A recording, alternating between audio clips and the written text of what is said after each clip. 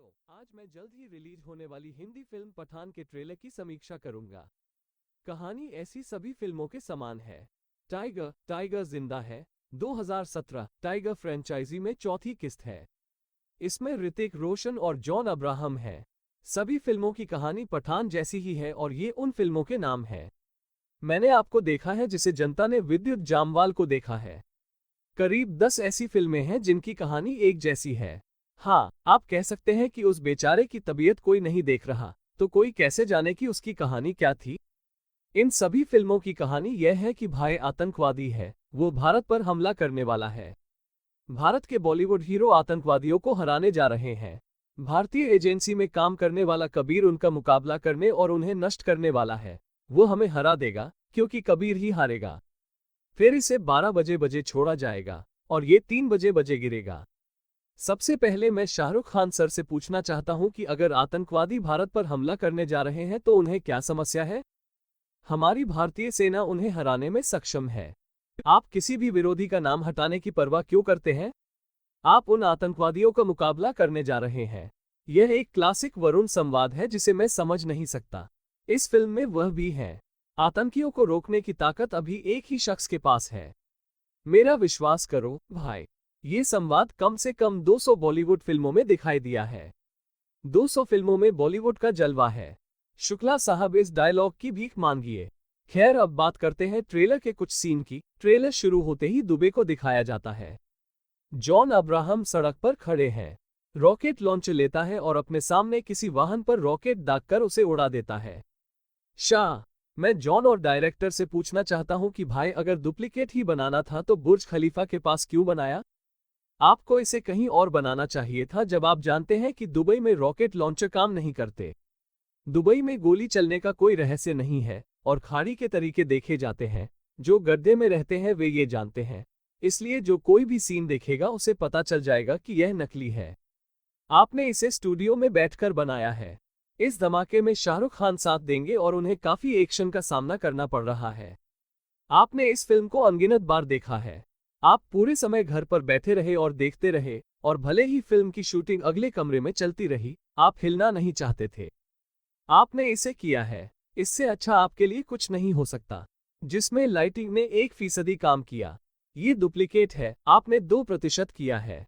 इसके बाद शिवाय हेलीकॉप्टर लेकर गोदाम में जाता है। क्या आप डरते हैं? जितना संभव हो सके कबूतर को बैठने का अभ्यास करना महत्वपूर्ण है। दीपिका आदित्य फिर प्रवेश करती है। एंजेलिना जैसा दिखने की पूरी कोशिश कर रही है। जब आप एक फोल्डर हो तो आपको एक जैसा दिखना चाहिए। आप निस्संदेह आकर्षक नायिका के नेतृत्व के आगे झुक गए। रस्सियों से एक कोण पर लटके हवाई वाहन आगे प्रवेश करते हैं।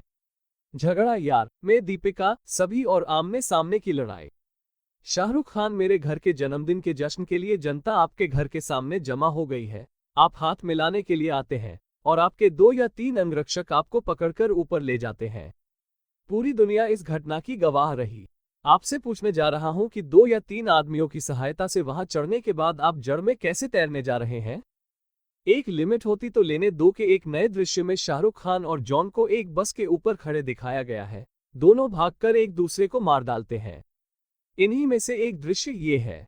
क्या यह दृश्य संपादित होने के बाद भी वैसा ही नहीं है क्योंकि यह मूल रूप से स्टूडियो में बैठकर बनाया गया था? वो 60 वर्ष की आयु में ये सब करने में असमर्थ है क्योंकि उसे चलने फिरने के लिए अधिक जगह की आवश्यकता है। 8 माह से कनेक्शन नहीं हो सका है। इसके बाद 22 जून को सिद्धार्थ उसे डेस्टिनेशन तक ले जाते हैं। जब आप वॉर सूट के गेट पर पहुंचते हैं तो आप युद्ध में निर्देशक सिद्धार्थ आनंद के एक्शन की एक बड़ी और सटीक प्रतिकृति देखते हैं। इसमें उन्हें लगभग लोकेशन पर ही शूट कर लिया गया था जहां वॉर को फिल्माया गया था। दुबई को छोड़कर सभी। चूंकि दुबई में युद्ध में कोई गोली नहीं चली, इसलिए अब बड़ी कार्रवाई शुरू हो गई है। हेलीकॉप्टर एक खिलौने की तरह घूमना शुरू कर देता है, फिर गिरता है और ब्रेक मारता है। वे दोनों कंप्यूटर पर वीडियो गेम खेलना पसंद करते हैं। हमले का ये बेहद भयानक रूप अब संवादों से शुरू हुआ है क्योंकि वे जानते हैं कि कंप्यूटर गेम इससे बेहतर है।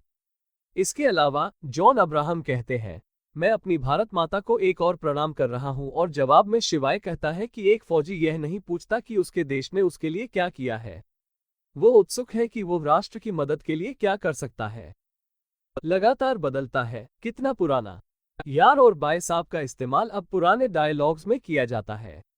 जैसे ही संघर्ष शुरू होता है, सभी पंख लगा लेते हैं और हवा में उड़ते हुए शूटिंग शुरू कर देते हैं।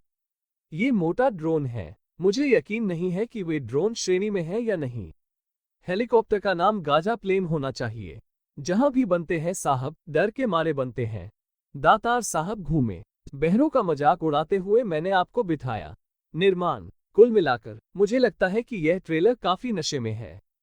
घटिया है। टीजर दर्शाता है कि फिल्म कितनी प्रतिकारक और भयानक होगी। जो लोग इस फिल्म का विरोध कर रहे हैं वे पूरी तरह से गलत काम कर रहे हैं। किसी को भी आरक्षण का विरोध नहीं करना चाहिए क्योंकि वे अनिवार्य रूप से बॉक्स ऑफिस पर निर्माण करेंगे। यह अनिवार्य रूप से एक बड़ी तबाही में बदल जाएगा। आप सभी जानते हैं कि शाहरुख खान के पास 2013 के बाद से कोई बड़ी फिल्म नहीं आई है। ऐसे में इस फोन की सफलता अहम थी। लेकिन यह फिल्म लाजवाब है। इस फिल्म को बॉक्स ऑफिस पर नाकामी से तो भगवान भी नहीं बचा सकता। इसके बारे में सब कुछ शानदार ढंग से विफल होना निश्चित है। मैं काले कागज पर लिख पाता हूं। साथियों, वंदे मातरम। आपको मेरा प्रणाम। सत्यमेव जयते।